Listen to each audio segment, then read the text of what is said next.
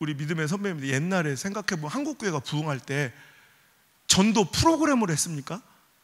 전도 시스템을 했습니까? 전도 아이템으로 했습니까? 아니죠. 여러분, 옛날에는 우리가 예수님의 사랑에 빠지니까 교회 안에 시설은 좀 열악하고 힘들었어도 예배당 안에 예배 시간에 보혈의 피비린내가 가득히 진동했어요.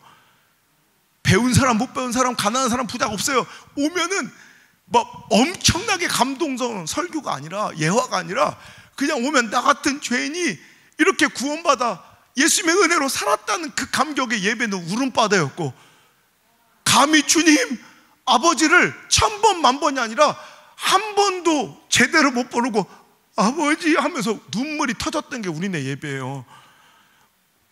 저 멀리 우리가 다니는 예배당 십자가 첨탑만 보여도 시골거리에서 그 농길에서 주저앉아 펑펑 우는 거예요. 나 같은 죄인이 이렇게 마음껏 예배하고 눈물 뿌려 기도할 수 있는 재단이 있다는 게 너무 감사해서, 그렇게 우리가 등짐지어 세운 그 예배당이 너무 사랑스러워서 멀리 우리 교회 종탑 십자가만 보여도 막 농길에 주저앉아 펑펑 울다가 시간을 재촉해서 막 달려나 예배드리던 그 예배당, 이것을 우리가 회복해야 합니다.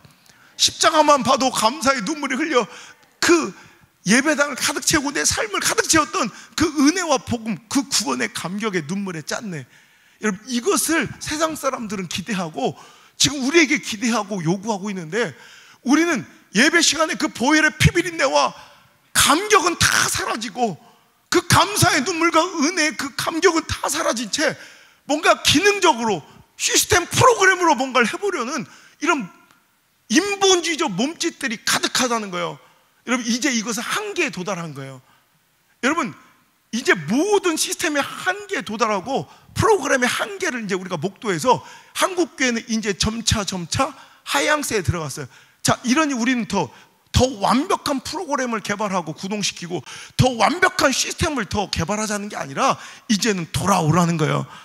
그 원색적인 복음으로, 원색적인 성령의 역사로, 기도줄 붙잡고 생명줄처럼 여겼던 우리 선배님들의 기도의 야성으로 보혈의 피비린내가 가득 차서 예배당에 여러분 온갖 아름다운 화려한 시스템은 없었지만, 아름다운 악기와 아름다운 이런 프로그램 아무것도 없었지만, 우리 부흥회 시작되면 그냥 집사님 한 분이 막 둥둥둥 북만 쳐도 그냥 거기에 감격의 은혜가 그냥 똑같은 찬송가 하나, 이런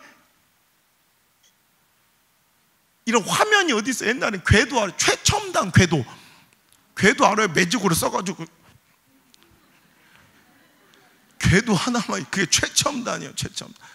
여러분, 그렇게 모든 것이 부족하고 어려워도 참 그때 뜨거움이 있었고, 우리 예배 가운데는 진짜 그 보혈의 피비린내와 감격의 눈물이 가득했던 그 예배를 우리 동강교회가, 우리 조국교회가 회복할 수 있기를 바랍니다.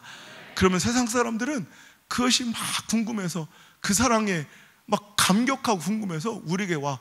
그래서 옛날에는 좀 어려운 일을 당하거나 힘든 일이 있으면 교회도 안 다니는 사람들도 다 뭐라 해서 좀 어려운 일 있으면 너 교회 한번 가봐라. 왜? 교회 가면 회복되고, 교회 가면 치유되고, 교회 가면 희망을 얻고, 교회 가면 살아나고, 교회 가면 인생이 바뀌는 이야기를 자기들이 아니까 힘들고 어려운 사람들이 오히려 나보다 더 힘들고 어려운 조건에서도 희망차게 행복하게 살아가고 자식들이 잘 되는 그 모습을 보고 앞부터 오히려 동네 사람들이 우리의 모습이 전도지였지, 전도지의 디자인을 바꾸고 전도 아이템을 바꾸는 것이 문제가 아니라 내가 바뀌어, 내가 그 은혜가 이제 가득 회복되길 주의 이름으로 축복합니다. 여러분, 우리도 이렇게 살았으면 좋겠어요. 세상 사람들이 우리 삶의 모습만 보고 우리 눈빛만 봐도 야, 저 사람 진짜 믿는구나, 진짜 시퍼렇게 살아계신 하나님을 믿는구나. 여러분, 그 확신을 가지고 내 눈빛과 삶이 전도제가 돼요. 오늘도 나를 따라올 수 있는, 내가 만난 그 하나님을 만나러 나도 그 하나님 만나게 해줘. 네가 만난 그 예수님, 네가 사랑하는 그 예수님 나도 한번 소개시켜줘라고 얘기할 수 있는 전도지 같은 아름다운 인생을 살자는 말입니다. 오늘 다윗과 골리앗의 싸움에서 그 용사들도, 그 유명한 장수들도 벌벌 떨면서 골리앗 앞에 주눅들어서 한 명도 나가 싸우지 못하는 그 처절한 비참한 전쟁터에서 군인도 아니고 훈련도 안 받고 창 한 번, 칼 한 번 잡아보지 않은 이 어린 소년이 나가 골리앗과 싸울 수 있었던 이유는 상황과 처지와 형편이 더 좋아서가 아니라 딱 하나, 살아계신 하나님에 대한 모욕, 살아계신 하나님을 모독하는 그 소리를 참지 못하는 거룩한 분노에 그가 뛰쳐나갈 수밖에 없었다는 거예요. 자, 26절 한번 볼까요? 26절. 자, 26절 시작. 다윗이 이 곁에 서 있는 사람들에게 말하 이르되 이 블레셋 사람들이 죽어 이스라엘 치욕을 제거하는 사람에게는 어떠한 대우를 하겠느냐? 이 할례 받지 않은 블레셋 사람이 누구이기에 살아계시는 하나님의 군대를 모욕하겠느냐?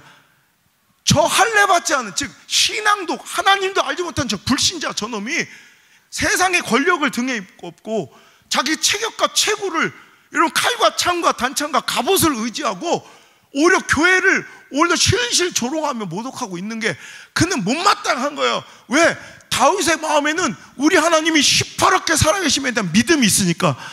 바로 전절 16장에 보면요, 13절에 이미 사무엘 목사님이 그에게 기름불병 가져다가 기름을 부은 순간 여호와의 영이 그에게 크게 감동된 거예요. 오늘날로 말하면 다윗은 지금 성령 충만한 자예요. 성령 충만한 자는 시대의 하나님에 대한 조롱과 시대의 이 하나님의 이 역사의 그 위기를 절대로 그냥 못 본 척 넘어갈 수 없어요. 성령 충만한 사람은 목숨 걸고라도 인생 바쳐서라도 내 심장을 터쳐서라도 여러분 시대 가운데 우리 하나님 시퍼렇게 살아계시다고 외치고 그거 드러내고 증거하고 간증해야 살지, 절대로 그걸 그냥 시대의 조롱을 시대의 모욕을 못 들은 척 할 수가 없다고. 다윗은 상황이 좋은 게 아니에요. 가능성이 확률이 높은 게 아니에요. 오늘도 분석 통계로 따져보고 가능성이 있어 나간 것도 아니고 오늘도 오직 하나, 살아계신 하나님의 군대를 모욕하는 저 할례 받지 않는 자의 모독이 싫었던 거예요. 오늘도 우리가 읽은 본문의 말씀 36절에도 살아계시는 하나님의 군대를 모욕한 이 할례 받지 않은 블레셋 사람이니까 그가 그 짐승의 하나와 같이 되리다. 오늘도 어떠한 상황 처지 형편은 없지만 내가 저놈을 사자와 곰처럼 생각하고 살아계신 하나님의 군대를 모욕한 저놈을 쳐 죽이겠습니다. 여러분 또 45절 이하에 보면 다윗이 그 블레셋 사람에게 외쳐 이르되 너는 칼과 창과 단창으로 내게 나가오냐? 난 만군의 여호와 이름 곧 네가 모욕하는 이스라엘 군대 하나님의 이름으로 내게 나아가노라. 오늘 여호와께서 너를 내 손에 넘기시니 내가 네 목을 베고 블레셋 군대의 시체를 땅에 들짐하고 궁중의 새들에게 줘 온 땅으로 이스라엘 하나님이 계신 줄 알게 하겠고. 온 땅 믿음이 없이 하나님을 조롱하고 여러분 조금 권세 있고 시대에 뭔가 대세가 되고 시대 유행을 타고 뭔가 능력 있고 스펙 갖췄다고 교회를 조롱하고 믿음을 조롱하는 그놈들한테 오늘도 이 불신과 세상을 하는 우리 하나님 아직도 이스라엘 우리 교회 가운데 내 인생 가운데 시퍼렇게 살아계심을 알게 하겠고 전쟁은 여호와께 속한 것이 여호와의 구원하시면 칼과 창이 있지 않음을 이 무리에게 알게 하리라. 할렐루야. 전쟁은 우리의 인생의 승리와 승패는 여러분 하나님께 속한 것이지 그따위 칼과 창과 단창이라는 스펙 따위에 우리가 무너지지 않는다는 걸 믿음이 있는다 하면서도 하나님을 안다 하면서도 신앙생활을 한다 하면서도 그 골리앗의 대세 앞에 벌벌 떠는 이 이스라엘 백성들 하나님의 사람들 앞에 내가 분명히 알게 하리라. 이 두 가지 이유가 다윗이 그 어려운 골리앗과의 도전을 실행할 수 있었던 이유라는 거예요. 사랑하는 성도 여러분, 상황 처지 형편이 아니라 이 시대는 우리 동가교회 하나님은 우리 조국교회 하나님은 또 조롱당하고 계세요. 우리 오늘도 가만히 앉아 그 조롱하는 소리를 듣고 앉았겠어요? 이제 일어나서 우리의 삶을 통하여 우리 하나님 시퍼렇게 살아계시다고 여호와의 구원하심이 칼과 창이 있지 않냐면 이 무리에게 알게 하겠다고 이스라엘이 온 땅에 하나님이 살아계신 걸 알게 하겠다고 여러분 일어나 그 어려운 상황과 처지 형편 속에서도 오늘도 뛰쳐나가 시대의 골리앗 여러분 시대의 이 교회를 조롱하는 풍토의 골리앗 안티 기독교 세력의 골리앗 이단들의 골리앗 가능성과 확률 통계 분석 그래프 따위의 골리앗이 우리를 짓눌러서 야 니들 안 돼 못해 이제 끝났어 시대는 어려워 이 정도만 하면 됐어 자꾸 이런 모욕을 자꾸 주고 있을 때 우리 사역자들부터 일어나야 돼. 우리 하나님 시퍼렇게 살아계시다고. 우리 하나님이 시퍼렇게 살아계신데 뭔 소리야. 저 홍해가 갈라지지 않는다. 저 홍해를 걸어가게 하실 분인데 뭔 소리야. 할렐루야. 그 믿음 가지고 열악한 처지 환경 형편이면 그것 때문에 더 힘든 것이 아니라 또 거꾸로 생각하면 내 사역의 현장이 힘들고 내 신앙의 현장이 힘들고 내 삶의 형편이 각박하면 그것 때문에 더 못하겠어요. 힘들어요. 어느 정도 앵간히 해야죠, 이게 아니라 거꾸로 생각하면 그런 열악함과 처지 형편에 곤란함이 있다는 것을 거꾸로 말하면 내가 하나님의 시퍼렇게 살아계심을 더 증거할 수 있는 더 좋은 예화거리가 될 수 있다는, 간증거리가 될 수 있는 확신이 있어야 돼요.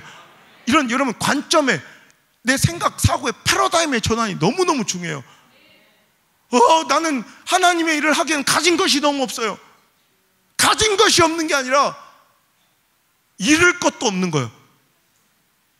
그죠? 거꾸로 생각하면 여러분, 골리앗 같은 환경은 세상 사람들이 40일 동안 주눅 들을 수밖에 없는, 내가 싸우기엔 너무나도 큰 체구, 너무나도 큰 머리통, 그것 때문에 그는 두려워서 쫄고 있지만, 다윗이 생각할 때는 오히려 거꾸로 생각하면 저건 내가 싸울 수 없는 이유, 그 큰 체구가 싸울 수 없는 이유도 되겠지만, 거꾸로 생각하면 맞추기는 너무 쉬운 관역이 될 수도 있어. 여러분, 이거요, 자꾸 그러면 주눅 들지 말고, 오늘도 내 상황이 열악하면 우리 하나님 살아계심이 더 높아지고 확실해지는 거예요.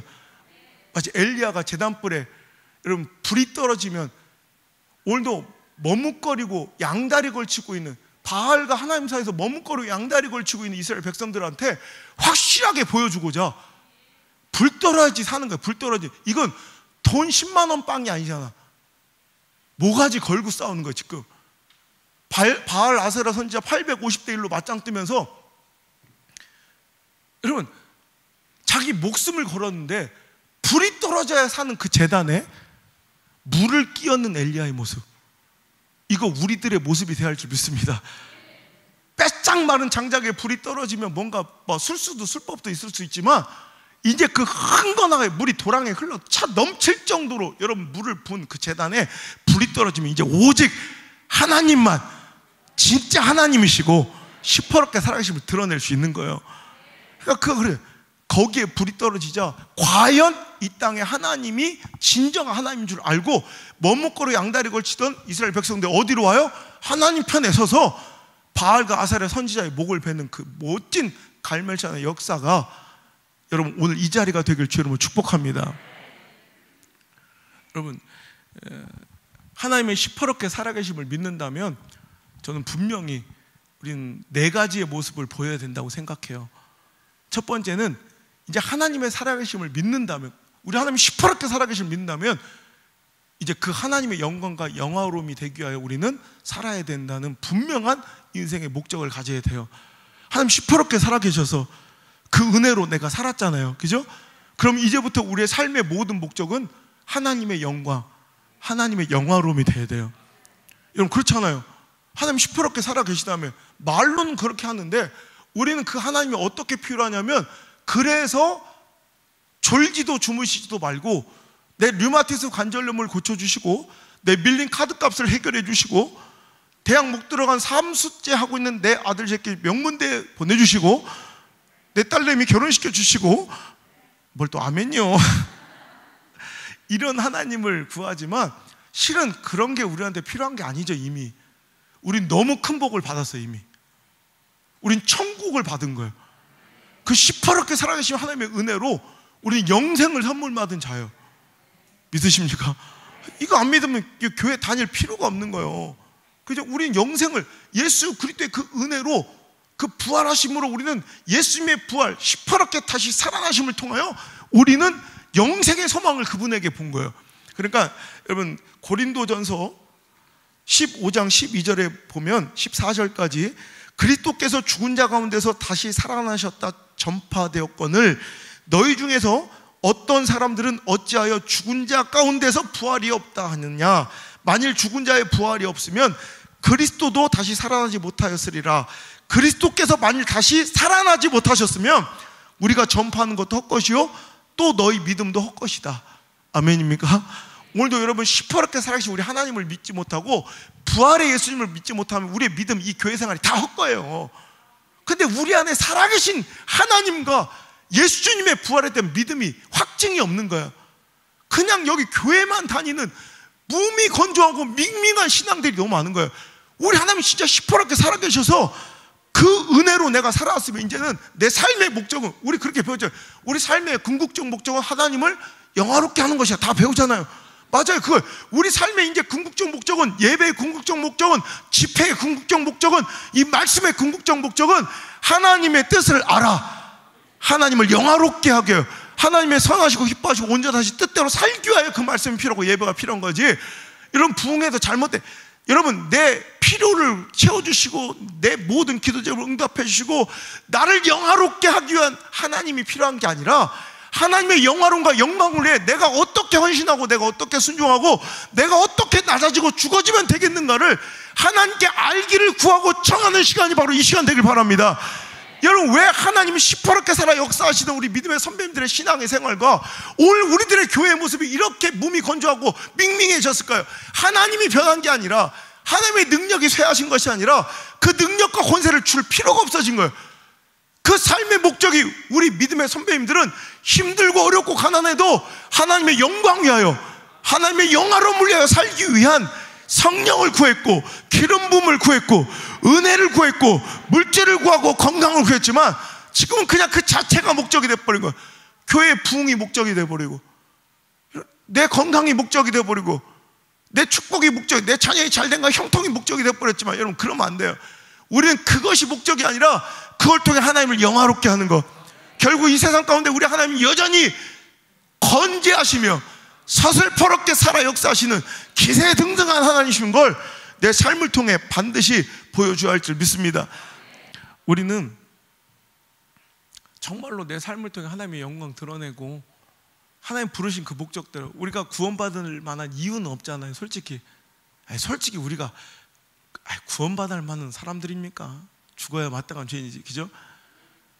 앞에만 보고 있어서 별로 이렇게 실감이 안 나실 텐데, 우리 앞뒤 옆 사람 서로 5명만 서로 쳐다, 좀 놀라지 마시고 서로 한번 5명, 그나마 마스크 써서 얼마나 다행인지 모르겠어. 자, 5명만 앞뒤로 보셔요. 자, 보세요. 뭔가 크게 소망 있어요? 한숨만 나오죠? 생긴 게. 그게 우리의 정체예요. 이런 자들을 불러 귀하다 하시고, 너는 내 아들이라, 넌 내 딸이라 하시며 의롭다 하신 주님, 그 은혜로 우리가 살았음을 믿습니다. 은혜 받을 만한 어떠한 이유도 없어. 혹시 제가 그 젊은 양반이 잘 몰라서 그래, 우리 집안을 몰라서 하는 얘기인데, 우리 집안은 구원받으면 어떤 목적과 노력이 있었어, 헌신이 있었어 하시면 손 들어 보셔요. 손 들면 이단이요, 그죠? 아무것도 없어. 여러분, 이건 기억하셔야 돼. 구원의 이유는 없지만 구원의 목적도 없다고 착각하지 말라고요. 우리를 구원받을 만한 어떠한 이유도 없지만 하나님께 우리를 구원해 주신, 먼저 구원하신 목적이 있어요. 우리를 통해 여러분 진짜 살아있는 예배 받으시길 원하시고, 우리를 통해 복음 전하기를 원하시는 하나님의 뜻을 반드시 이루어드리는 영광된 삶, 기쁨의 삶 살아가시길 주 여러분 축복합니다. 두 번째, 시퍼렇게 살아가신 하나님을 믿는다면 하나님을 영화롭게 하고자 하는 우리 인생의 목적이 삶에 투영돼야 돼요. 두 번째는 예배를 통해서 알 수 있어요. 예배.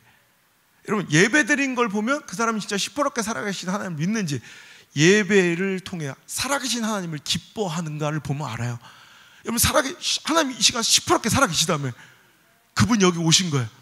이게 예배예요. 근데 그 예배 가운데 기쁨이 없고, 여러분 무슨 여기 세상 사람들, 불신자들 죽은 사람 제사 지내는 것 마냥 예배 드리는 사람이 있어요. 그거 안 믿는 거예요. 그거.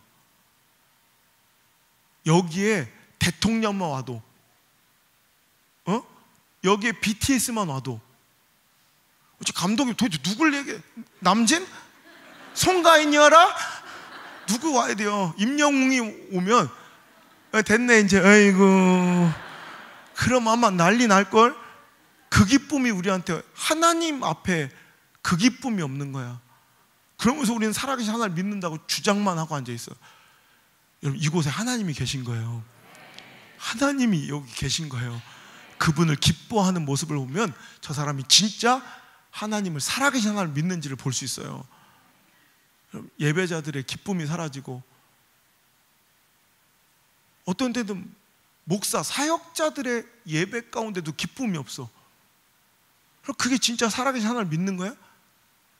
지식으로 믿는 게 아니라, 책으로 만난 예수님이 아니라, 이 가운데 시퍼렇게 살아 역사하시고 우리 안에 좌정하신 이 예배를 신령과 진정으로 예배드린 자를 찾고 계신 우리 하나님을 만나는 이 자리, 그 기쁨의 자리가 우리 동가운교회, 우리 조국교회 예배의 현장이 되길 주 여러분을 축복합니다.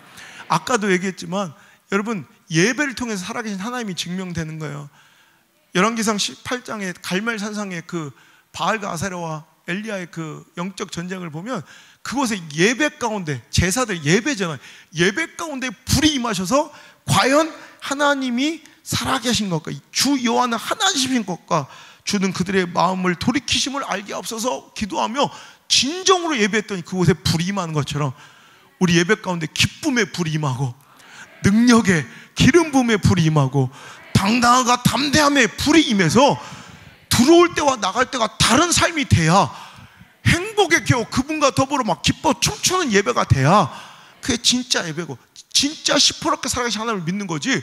오늘 이 가운데 하나님이 계시다면서 여기 국회의원만 와도 할 수 있는, 여러분 내 자녀들이 다니는 학교 교장 선생님 앞에 있어도 하지 못할 행동들을 하면서 그런 뜨뜻 미지근한 모습을 보이면서도 하나님 살아계심을 믿는다고 주장만 하고 있는 우리들은 모습은 아닌가. 여러분, 예배는 하나님을 만나는 자리예요. 영적인 축제고 천국의 샘플이 예배예요. 우린 천국을 가기 전에 천국을 조금이나마 샘플로 맛볼 수 있는 게 예배예요. 그 예배의 기쁨과 즐거움이 없다면 당신은 아직은 하나님의 살아계심을 믿는 게 아니에요. 하나님을 진짜 살아계신 하나님을 믿는다면 다윗과 같이 왕의 권위를 벗어던지고 발가벗고 춤출 수 있는 어린아이 같은 마음이 생겨날 줄 믿습니다. 또 하나, 여러분, 살아계신 하나님을 믿는 사람들, 그 사람의 고난의 현장을 보면 그 사람이 살아계신 하나님을 믿는지가 보여요.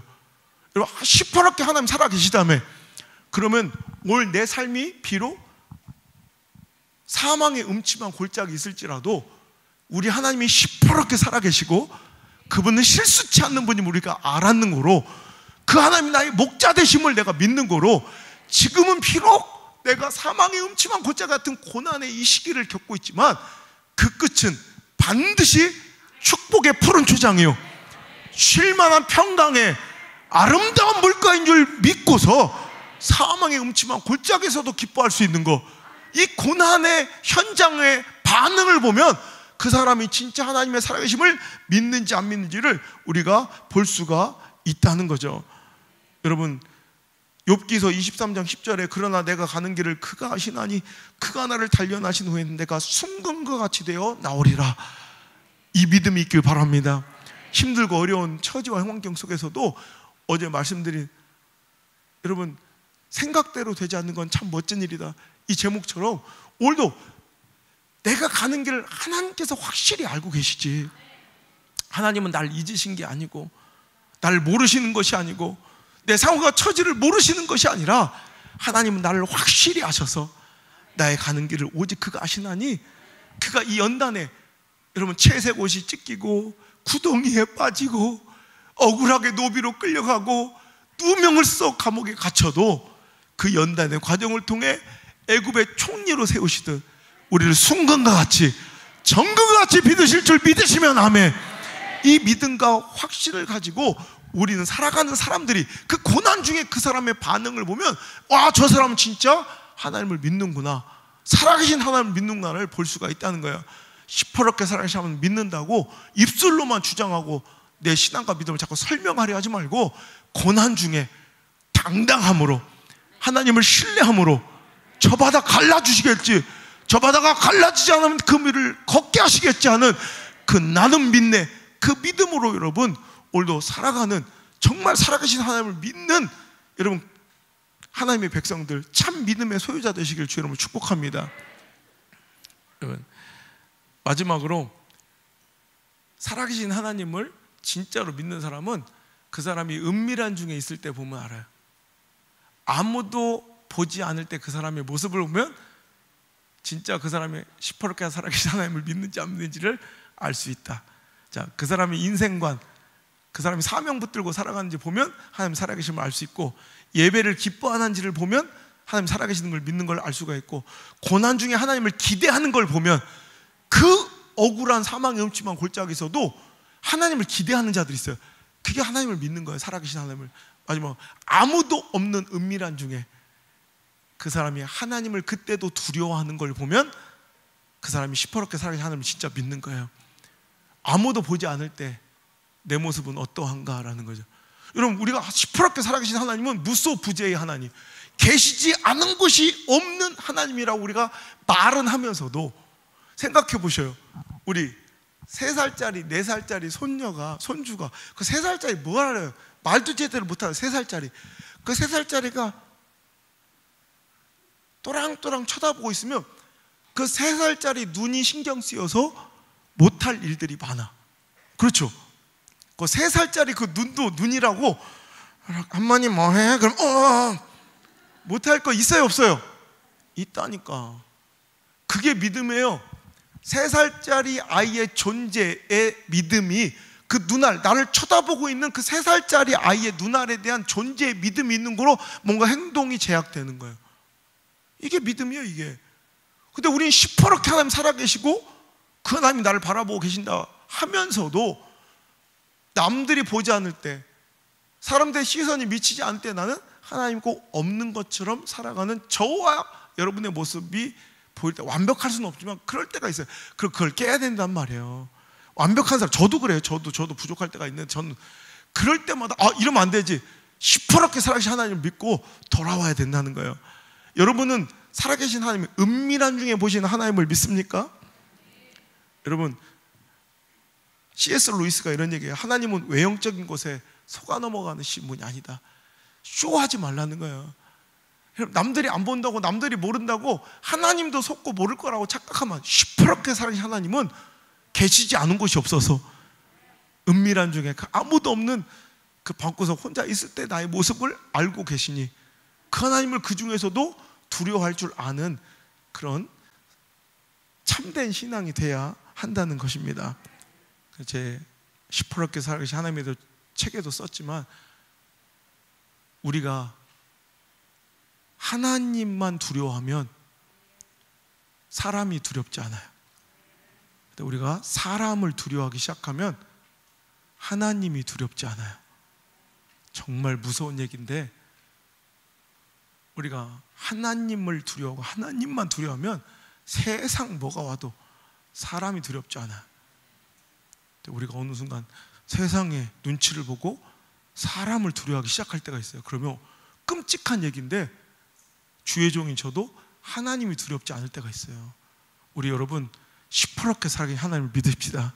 그래서 우리가 하나님만 두려워하고 세상을 두려워하지 않는, 하나님을 좋게 하랴 사람을 좋게 하려는 이 선택 가운데 하나님을 믿는 거, 시퍼렇게 살아계신 하나님을 믿는 거로 하나님 편에 서고 하나님을 기쁘시게 하는 귀한 선택을 하는 저 여러분 되시길 주 여러분을 축복합니다. 여러분, 왜 초대교회 성도들은 그 모진 여건 환경 속에서도 예수님을 포기하지 않고 그 형장의 형틀의 이슬로 사라져 가면서도 끝까지 주 예수보다도 귀한 것 없다고 찬양하며, 목이 날아가고 자기 보는 앞에 자식들이 불에 태워져 죽는 그 고통 속에서도 그 믿음과 신앙을 지킬 수 있었을까? 우리보다 환경과 처지와 상황이 더 좋아서가 아니라 사도 바울의 고백을 통해서 고린도전서 15장 1절 이하의 말씀을 보니까 그들은 예수님의 부활하심을, 살아나심을 목도했던 사람들인 거예요. 그냥 몰래 부활하셔서 승천하셨다 소문만 무성한 것이 아니라, 예수님은 성경대로 그리스도가 우리 죄를 위하여 죽으셨을 뿐 아니라 살아나셔서 수많은 12제자와 500 형제에게 일시에 다 보여주셔서 부활 승천하시기까지, 하시기 전까지 수많은 시대의 사람들에게 보여주신 거예요. 그러니까 이건 그런 설이 있었다가 아니라 진짜 죽었던 예수님이 시퍼렇게 살아나신 걸 목도했던 사람들은 겁이 없는 거예요. 두려움이 없는 거예요. 시대적 상황, 대세, 유행, 통념, 여러분 핍박, 이런 어떤 것도 그리스도를 향한 나의 사랑을 끊을 수 없다고 외치며, 내가 보았는걸, 시퍼렇게 살아계신 예수님을 내가 보았는걸. 그러니까 환경과 처지는 더 열악하고 급박해도 그 하나님을 위해서, 그 예수님 위해서 목숨 바칠 수 있었다는 거예요. 우리 신앙 가운데 시퍼렇게 살아계신 하나님을 이번 집회를 통해 꼭 만나시는 그런 귀한 경험을 하시길 주님을 축원합니다. 여러분 못 만나신 분들이 아니죠. 우리 믿음의 선배님들도 다 그런 멋진 경험과 뜨거움이 있었는데 어느 순간 세월이 지나가면서 믿음의 경륜과 연륜이 이제 많아 쌓여가고 오늘도 삶의 분주함 속에서 어느 순간 아까 얘기했던 그 중요했던 그 아름다운 가치, 우리 예배 가운데 신앙 가운데 가득했던 보혈의 피비린내가 점점점 사라지고 십자가를 향했던 내 감격과 감사의 눈물이 사라지고 있었더라면 이번 집회활동에 그 모든 것들이 좀 회복되어 우리 삶과 예배 가운데 다시 우리 믿음의 선배님들이 그렇게 우리에게 물려주시기를 원하셨던 보혈의 피비린내가 가득한 예배, 보혈의 피비린내가 진동하는 우리의 삶, 보혈의 피비린내가 진동하는 우리의 사역이 되기를 주의 이름으로 축원합니다.